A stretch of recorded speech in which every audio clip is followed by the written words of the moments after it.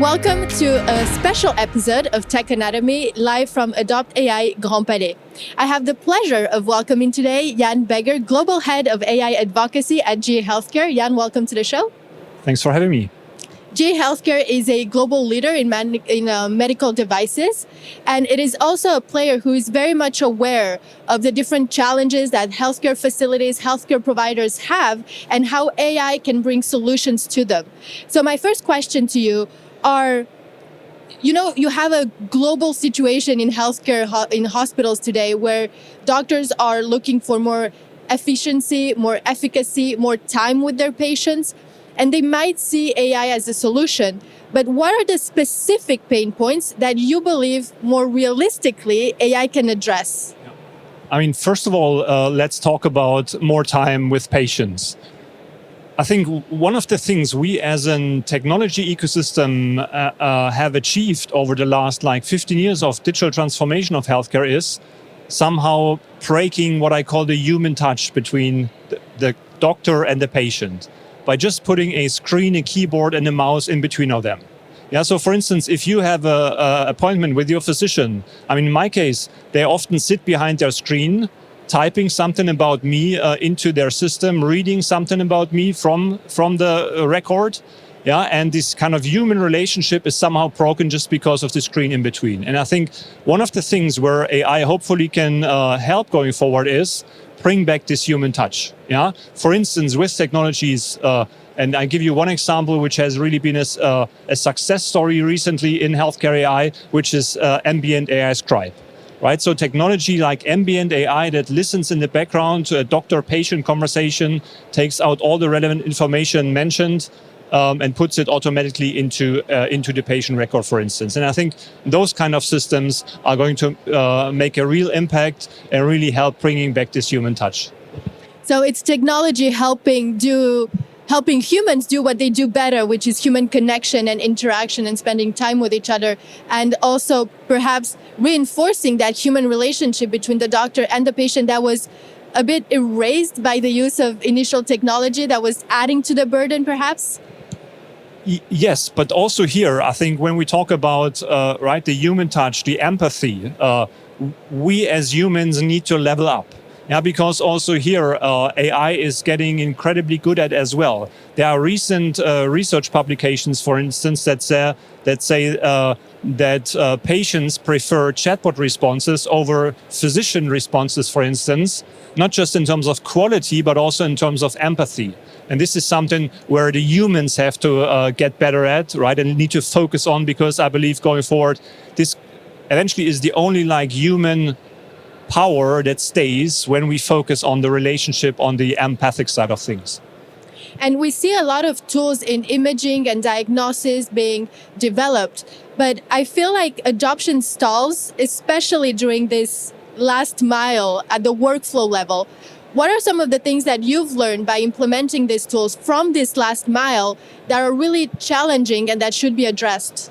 So maybe just a few things up front. First of all, what we see a lot is that health systems as of today, and again, it's early days, health systems often do not have a vision, do not have a proper strategy in place to implement AI at scale. Yeah, again, it's early days. What we see a lot across health systems is they have implemented point AI solutions in some of their departments and some of their workflows, but they do not have a holistic strategy and vision how to deploy this across the board, because over the next couple of years, AI is going to transformationally change how we operate healthcare. It's pervasively and persistently impacting all aspects of healthcare. So therefore, having a strategy around this is critically important. So this is number one. The second thing, what we see a lot is, and there are a variety of different roadblocks that slow down AI adoption overall. I give you an example. Radiology as a specific clinical domain has really been at the forefront of AI innovation, AI adoption in healthcare over the last 15 years. There are many AI radiology products out there, for instance, a variety of different decision support tools, right? Point solutions to detect lung nodules in computed tomography scans, for instance, and so on. So there are a lot of commercial products out there, but on the flip side, when you go into radiology departments, when you see what is deployed and in day-to-day use there, it's still very low usage. Yeah, even in a leading domain such as radiology. Yeah, so and there are a variety of different reasons for those. Reimbursement, for instance, we have a lot of issues still with interoperability, data challenges, for instance, and so on and so forth. But I think one of the areas where we need to focus much more going forward is a non-technical point, and this is AI literacy. So we have to equip our healthcare professionals, nurses, clinicians, radiologists with the knowledge, with the skills and the mindset to be able to thrive in the era of AI-enabled healthcare. I just wanted to clarify, you said that some leaders lack vision and strategy as opposed to doing things or not implementing or implementing in an opportunistic way. What are they doing currently that's not working? I mean, for instance, today, when you go into hospitals and you start talking about AI with them, you will often hear, yeah, we don't use it at all. Yeah. So the first thing is when they do some research across their institution and do, for instance, what I call a simple AI inventory, a simple Excel table, and go across your teams, your departments, and figure out what is used and how it's used, you will realize that there is quite a let's say a chance that you are already using some AI, but you are not aware on like a global level, on like a leadership level. So what I'm saying is we need to move away from those kind of opportunistic point solutions to a holistic strategy.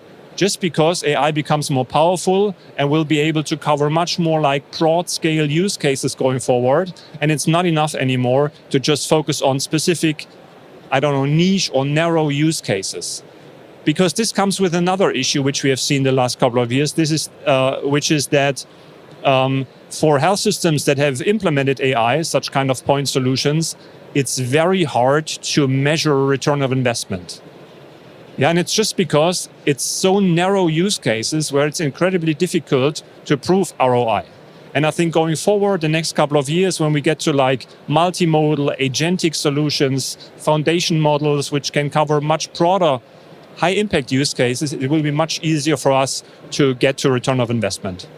Well, as a leading company, GE Healthcare needs to think ahead and have this vision that you were describing. But at the same time, it needs to adapt to the market and the usage and the worries, perhaps, of healthcare professionals and the regulation. How do you combine these two different approaches, which are not always working in synchrony? Oh, that's a fantastic question. And look, it's a very challenging aspect as well. One thing I always focus on when talking to our internal teams, but also when talking to customers, for instance, or to partners helping us develop AI, we need to do this responsibly. Yeah, we need to do this in a safe manner, in a transparent way. We need to think about explainability in healthcare as well. And those are aspects which cannot be like an afterthought in healthcare. We need to think about those kind of things on day one when we start model development. So we have a certain responsibility to do this right in healthcare. Every technology we expose to patient care, for instance, doesn't need to be AI, but everything, every kind, like an MRI as well, right, needs to be tested, validated, often needs to get a regulatory approval to apply to patient care. And this is something important in healthcare as well. This is maybe one of the reasons why adoption of digital technologies such as AI is slow in our industry, but there is a good reason for this. Yeah, and of course we have to manage this. Regulatory approval pathways in Europe, in the US, it's slow, it's expensive, it takes time, but it's worth it. Yeah, and this is what we are focusing on to make sure those technologies are properly tested and validated before we even say, hey, it's market ready. You delivered here at AI for Health a keynote called Human Machine Care. I was wondering if you could give us maybe 3 takeaways from that keynote. Absolutely. I mean, first of all, I was trying to explain different reasons why we need AI in healthcare and why we need it now. Yeah, I spoke about this massive data explosion we face in healthcare. Just an example, every 72 days, all medical data doubles across the globe.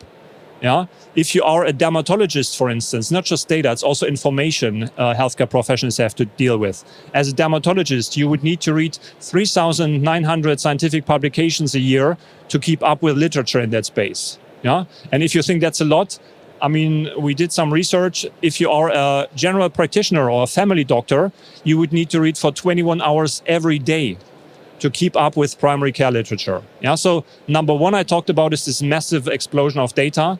Yeah, we see in healthcare, by the way, 30% of the world's data volume is healthcare related as well. Yeah, so massive amounts of data. The second thing I spoke about was related to like medical quality. Yeah, and because I believe also in that aspect, AI can make a difference and make a positive impact going forward. And lastly, I was speaking about the stress, the overall workforce shortage we are facing across the globe, especially like in Western societies, aging populations, the rise of chronic disease. So the pressure, the stress we see in the system, and this gap between supply and demand of healthcare. And I think AI can make a difference to this. And then I was basically closing my keynote with saying that, to me, 2025 has been like a tipping point. And the reason for this is there are now two technology capabilities available to make a transformational change in how we operate healthcare. And this is, on one hand side, multimodal AI. Yeah, so the ability of AI technologies to not just analyze a single type of data, like we have done in the past, but now really multimodal data. And medicine and healthcare, as you know, is inherently multimodal. And the second is really agentic AI, which will help us to automate specific parts of workflows, in a controlled manner with human oversight. But those are two technologies, I believe, which are going to make a transformational change in how we run our healthcare systems going forward. Well, as clinicians start to use these tools that you're describing and also increase their AI literacy, they will start to have more demands and requirements, especially when they evaluate a solution that is provided to them. What do you think is the most underestimated requirement that they have when evaluating an AI solution? So, I mean, first of all, when we talk about AI literacy, for me, this means three things. One is you need to be able to efficiently and responsibly evaluate AI outputs. Yeah, so this is the first kind of skill we have to bring to healthcare professionals. This is something they have to start learning now. The second is they need to be able to kind of tag team with AI, in an efficient manner. And lastly, we need to enable them to communicate AI outputs also like to patients and the product care teams. Yeah, so in terms of AI literacy, I think those are the three areas we have to focus on. And I think we can do this best by just educating based on use cases. Yeah, if we share impactful use cases and the benefits of those and the return of investment, for instance, or the impact they make, for instance, in some healthcare environments, I think this is the best way to learn. I mean, this is what we've been doing in healthcare for ages now, creating use cases, measuring impact, seeing outcomes on patients. So the same logic applies to AI solutions as well. Thank you so much, Jan, for your time. Thank you very much for having me. Thank you for following us on this special episode of Tech Anatomy, live from Adopt AI Grand Palais. I will see you soon.